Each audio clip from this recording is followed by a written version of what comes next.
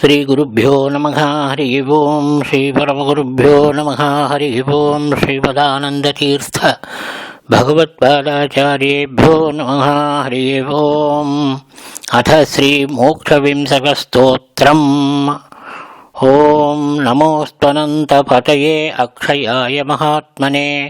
जलेशाय देवाय पद्मनाभाय विष्णवे सप्तसूर्यवभकृत्वा त्रीन् लोकान् क्रान्तवानसि भगवन् कालकालस्त्वं तेन सत्येन मोक्षय नष्टचन्द्रार्कगगने क्षीणयज्ञतपःक्रिये पुनश्चिन्तयसे लोकान् तेन सत्येन मोक्षय ब्रह्मरुद्रेन्द्रवायुवग्नि सरिद्भुजगपर्वताः त्वस्तादृष्टाद्विजेन्द्रेण तेन सत्येन मोक्षय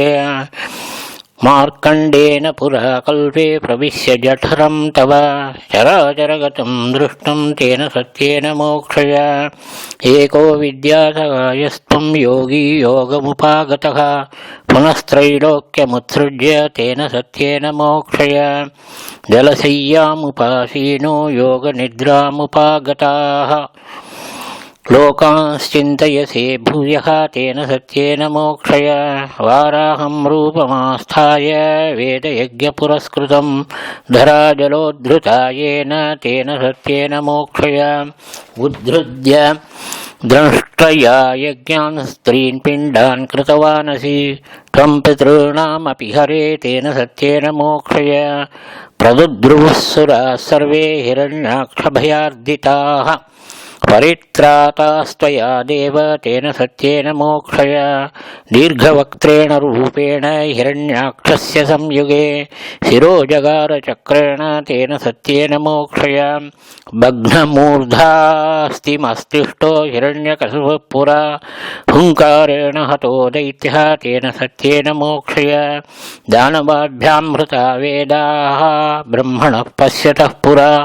परित्रातास्त्वया देव तेन सत्येन मोक्षय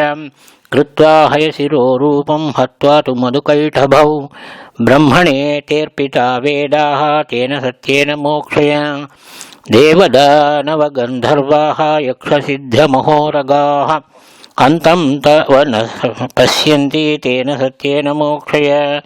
अपान्तरतमा नाम जातो देवस्य वै सुतः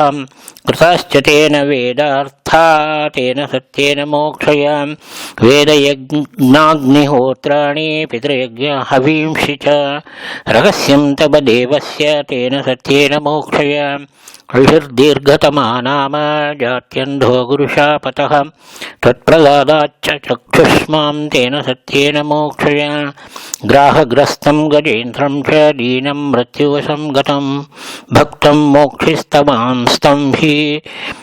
तेन सत्येन मोक्षय अक्षयश्च व्ययश्च त्वं ब्रह्मण्यो भक्तवत्सलः उच्छ्रितानां नियन्तासि तेन सत्येन मोक्षय शङ्खं चक्रं गदा पद्मं शार्ङ्गं गरुडमेव च प्रसादयामि शिरसा ते बन्धान् मोक्षयन्तु माम्। इति श्रीहरिवंशे पुराणे भविष्यपर्वे मोक्षविंशकस्तोत्रं सम्पूर्णं। श्रीकृष्णार्पणमस्तु।